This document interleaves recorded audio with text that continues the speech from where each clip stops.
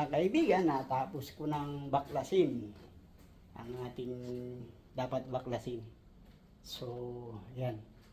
So, bukas, kakabitan na lang ng insulation bago yung plywood. So, yan. Nalinis na natin. So, bukas naman. So, bibili pa kami ng insulation ngayon. So, wakas, natapos ko rin. So, okay. Kita-kita tayo sa susunod na vlogs. Okay. Bye-bye.